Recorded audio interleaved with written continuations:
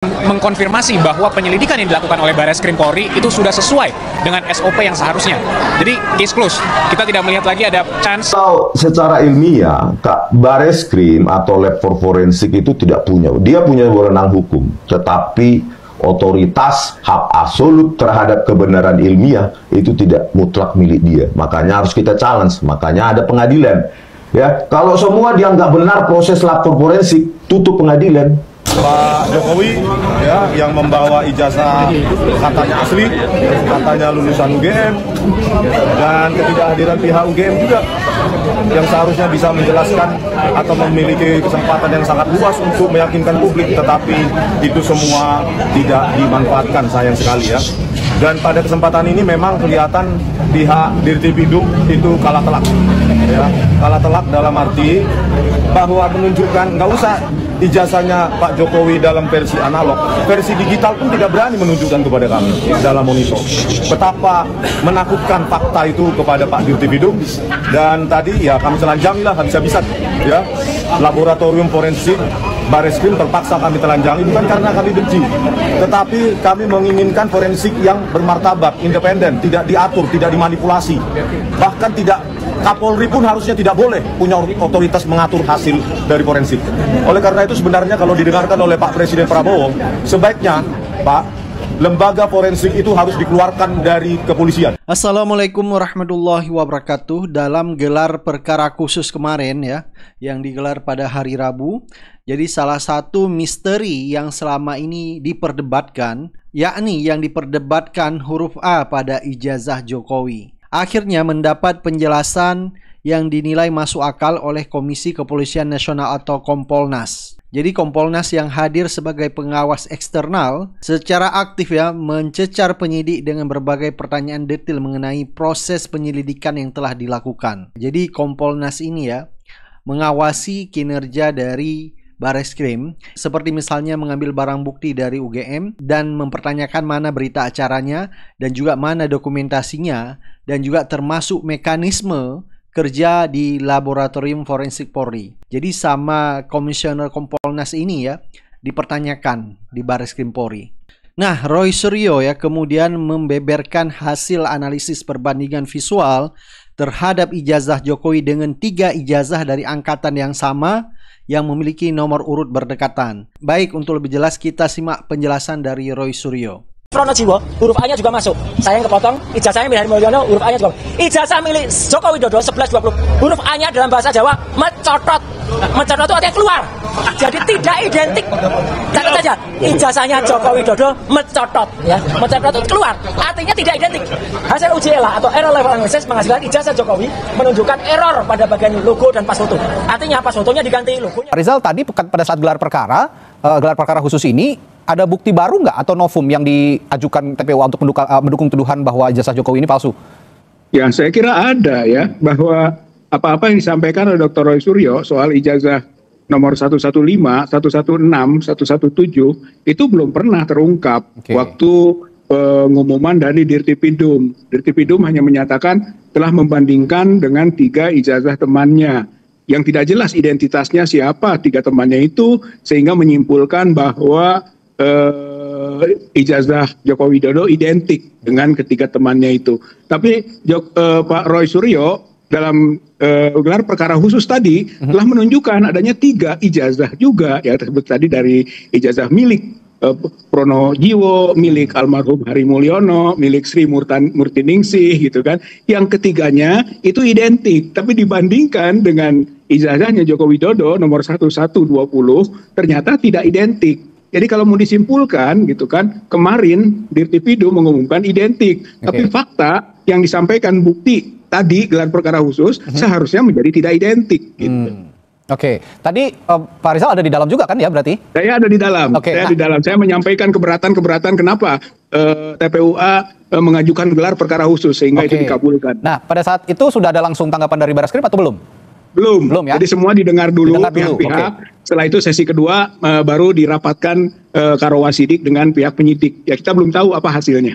Telematika ini tidak relevan karena dianggap bahwa ijazah ini adalah wujud fisiknya analog, sehingga penyelidikan atau penyidikannya juga harusnya bukan digital forensik. Bagaimana Anda merespons ini? Ya, sebetulnya dengan gelar perkara khusus yang disebut pengulangan, katakanlah dari gelar perkara yang awal yang kita tidak puas karena kita tidak dimintakan pandangannya, diharapkan kalaupun mau analog yang ada, ya itu tunjukkan gitu. Sehingga dengan begitu, maka bisa dilakukan pengujian, walaupun mungkin tidak sekarang, tapi setelah itu. Tapi sudah jelas sekarang gitu, dengan objek yang sama. Namun karena tidak ada, ya berarti kita berangkat dari analisa yang ada gitu. Dan bukan berarti bahwa belum pernah ditunjukkannya oleh Joko Widodo yang asli, bukan berarti sama sekali tidak tahu kita tentang hal yang dikualifikasi asli itu gitu. Karena sudah beberapa kali ditunjukkan gitu kan, oleh Sandi Putra kepada wartawan, bahkan oleh dekan, bahkan yang terakhir walaupun fotokopi itu oleh pihak Bareskrim sendiri yang dipublikasikan, yang ternyata bahwa itu sama saja dengan yang beredar, di mana foto Pak Jokowi berkacamata, yang itu juga sudah diajukan semacam keberatan kita. Benar enggak bahwa itu fotonya Joko Widodo, dan itu pada waktu pengumuman Dirtipidum itu tidak diungkap gitu. Nah, diharapkan tadinya sekarang dijelaskan karena itu sudah diungkapkan sebagai keberatan. Kalau itu analog dari ya, KPU. silahkan Tapi aja ternyata dibuktikan gitu tidak. ya. Tadi itu sama sekali tidak menjelaskan apa-apa pihak Dirtipidum, hanya mengulang saja apa yang sudah diumumkan. Nah, mau bagaimanapun ya, Jokowi tidak bakalan menunjukkan ijazahnya di depan publik ya. Menurut Rismon Sianipar juga ya, seperti pengacara Jokowi, Yakub Hasibuan, dia sendiri tidak pernah melihat ijazah Jokowi. Jadi bagaimana mungkin ya, seperti Rismon dan Roy Suryo berharap pengacara Jokowi seperti Yakub Hasibuan bisa membawa ijazah Jokowi di saat gelar perkara khusus kemarin.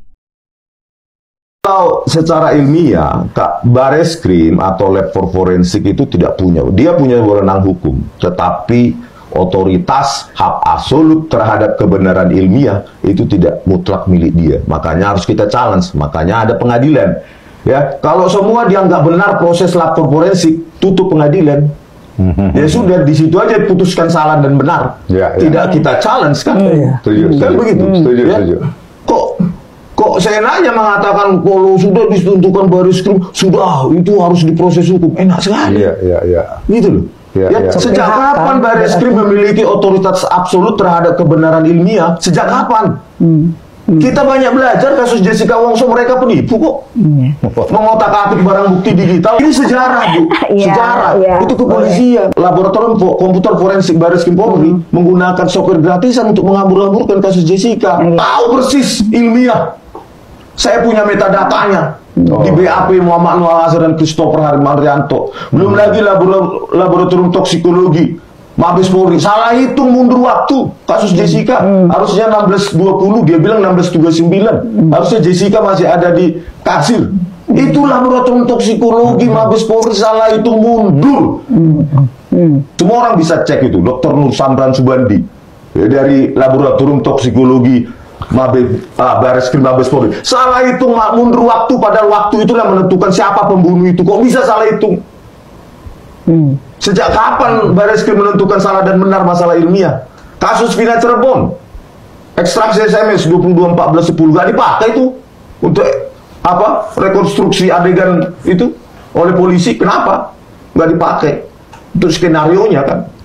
Kasus Afif Maulana di Sumatera Barat, cuma dijelaskan saja Suaryono itu, Irjen Suaryono atau apa itu, Kapolda Sumber, telah DVR CCTV telah override. Mana buktinya?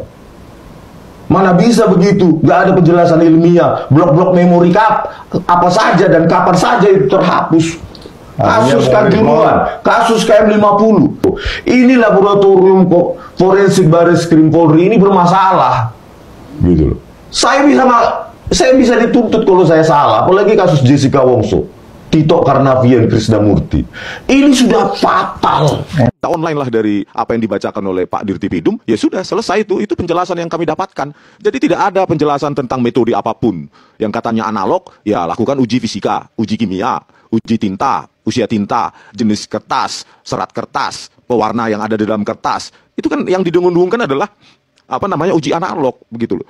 Kalau dikatakan bahwa kami menganalisa secara forensik digital, bukti analog, itu kan karena ketidakbisaan kami untuk menyita barang bukti secara analog.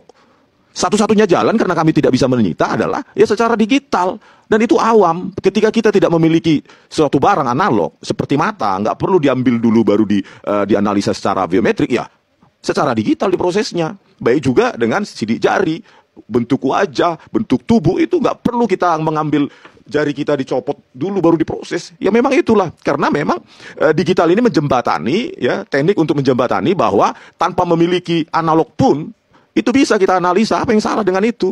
Biometrik digital contohnya, CT scan, MRI untuk menganalisa ada tidaknya tumor di dalam kepala, tidak perlu dibedah, tidak perlu kepalanya dilepas. Jadi makanya kalau sanggahan hanya karena bahwa skripsi atau dan ijazah itu analog tidak bisa diperiksa secara forensik digital, itu penyesatan yang sangat yang bisa menyesatkan publik. Karena banyak bukti. Semua orang sekarang menggunakannya, mata pada saat di HP, nggak perlu kan matanya dicopot dulu. Tangan juga gitu, sidik jari di Apple phone atau yang lainnya. Jadi jangan lari dari konteks sekarang ini. Konteks kita sekarang adalah membicarakan, memverifikasi ijazah dari seorang presiden. Jadi kalau dibilang bahan kami adalah medsos, ini kok seperti penggiringan yang nggak benar ya. Ya bahan kami ini ada di depan mata kami. Di ruang 109 itu, ke Dekan Fakultas Kehutanan UGM, Dr. Sigit Sunarta yang memberikan langsung skripsi tersebut, lalu difoto oleh Pak Roy Suryo dengan DPI yang sangat tinggi. Itu semua yang dibawa ke gelar hari ini? Iya, salah satunya itu. Gitu. Dan tetapi banyak juga yang kami sajikan adalah bukti-bukti yang sebenarnya ditampilkan oleh Dirtipidum juga pada saat konversi. Iya, bahwa ada nilai D untuk 3 mata kuliah dasar umum, ada pendaftaran sarjana muda, tidak adanya nilai skripsi dalam transkrip nilai, dan lainnya. Jadi makanya saya bertanya, ini gelar perkara khusus, tetapi kok versi lebih sederhana daripada kemarin konvers tersebut. Yang bulan Mei sama, yang konvers kemarin itu. Sederhana. Ini jauh lebih sederhana, minimalis, nggak ada bukti apapun. Nggak ada penjelasan metode apapun. Oke dah, mereka tidak mau menampilkan bukti itu. Setidaknya tampilkan metodenya, metode forensiknya, dan outputnya sama kami, biar bisa kami analisa. Bisa ditanyakan. Penyidikan itu bisa dilakukan apa yang disebut dengan penyitaan. Tapi proses yang terjadi dalam gelar perkara itu tidak ada penyitaan ijazah saudara Joko Widodo, yang ada pinjam. Nggak ada proses penyelidikan, pinjam. Kalau ada sita boleh dalam penyelidikan, ya disita. Kenapa hari ini tidak bisa ditunjukkan? Karena barang itu tidak disita. Karena penyidik tidak punya barangnya. Bagaimana mau menunjukkan barang? Barang itu tidak disita. Kalau konsisten dalam penyidikan itu ada proses penyitaan, sita itu barang. Itu yang pertama. Yang kedua, memang persoalannya itu banyak orang yang ikut genderang ini yang tidak ada urusannya, malah membuat fitnah yang ngaco. Misalkan begini, klien kami kan dilaporkan dengan pasal 160, 28 ayat 2, 28 ayat 3 Undang-Undang ITE. Nah, saya mau fokus ke 28 ayat 3 Undang-Undang ITE tentang memberikan pemberitaan bohong yang menimbulkan kerusuhan. Ini kan kemana-mana ada laporan dari sama Peradi Bersatu. Laporannya di mana-mana Peradi Bersatu. Kemarin kami klarifikasi, ternyata adanya Lepumanan, ya, Kapriani, kemudian ada Samuel Sweken, ada juga Andi Kurniawan. Nggak ada satupun pelapor yang mengatasnamakan Peradi Bersatu. Karena itu lucu. Satu sisi dia mempersoalkan klien kami melakukan pemberitaan bohong. Sisi yang lain kemana-mana ngomong ke media. Ya, pelapornya adalah Peradi Bersatu. Padahal dalam LP tidak ada Peradi Bersatu. Oke, kalau nanti dikatakan bahwa itu kan individu tapi dari organisasi. Tapi individu ini menyatakan ada pemberitahuan bohong. Dia sendiri bohong, kemana-mana ngomong Peradi Bersatu. Nah, saya sendiri anggota Peradi juga tersinggung sebenarnya. Ngapain sih bawa lembaga Peradi? Peradi itu organisasi yang punya marwah. Nggak boleh dicampur aduk dengan kegiatan seperti ini. Ini akhirnya apa? Orang dibenturkan. Orang tanya, Peradi Bersatu, emang ada Peradi Kocar Kacir? Emang ada Peradi pecah belah? Ini kan berbahaya. Selanjutnya saya ingin katakan begini. Dalam proses penegakan hukum itu diperlukan juga kejujuran. Walaupun, ya kata Kapolri, kita harus meneliti dengan scientific crime investigation.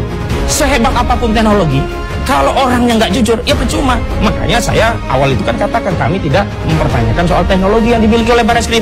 Tidak juga mempersoalkan kapasitas yang ada di Bareskrim. Tapi soal kredibilitas, akuntabilitas, transparansi, dan kemudian pertanggungjawaban itu bisa diterima oleh publik. Soalnya kan hari ini, kasus ini bukan perseteruan saudara Roy Suryo dengan Jokowi. Ya, ini adalah diskursus publik. Karena saudara Joko Widodo itu bukan tukang bakso, tukang mie ayam yang tidak ada implikasi dari kepemilikan dokumen. Ini kan pernah digunakan untuk memenuhi pasal 169 Undang-Undang Nomor 7 Tahun 2017 untuk apa? Proses pencalonan.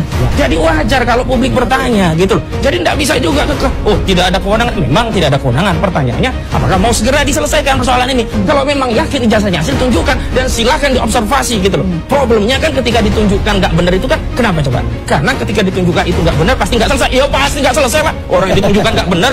Kalau yang ditunjukkan itu benar, ya pasti selesai. Tapi problemnya kalau yang ditunjukkan nggak benar, ya nggak mungkin mau selesai. Oh nggak benar. Nah, pertanyaan selanjutnya. Pertanyaan selanjutnya apa sih yang menjadi motif tidak mau ditunjukkan setelah anak bangsa ini menjadi sedemikian rupa? Iya. Kita harus terus berantem adu argumen sampai ada orang ya melaporkan pemberitaan bohong, pelaporan sendiri bikin nama bohong begitu.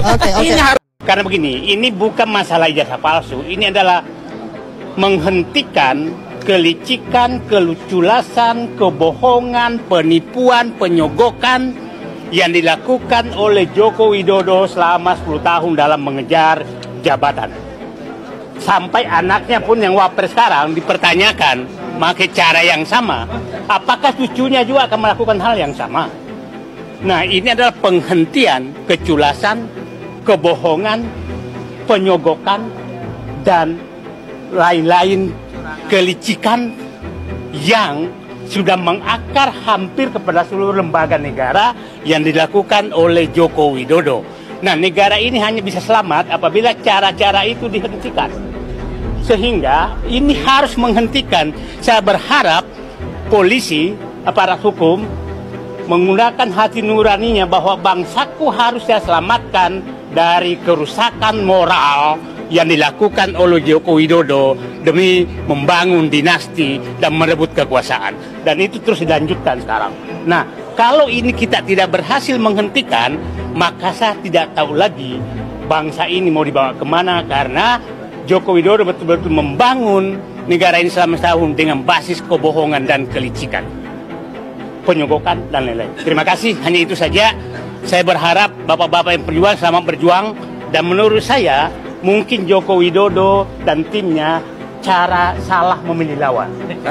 Karena ternyata lawannya ini tidak ada, tidak. Jadi modal mereka itu adalah dua, mengancam dan menyogok. Kebetulan pejuang-pejuang ini tidak mempan lagi dua-duanya itu, jadi tidak takut diancam dan tidak bisa disogok.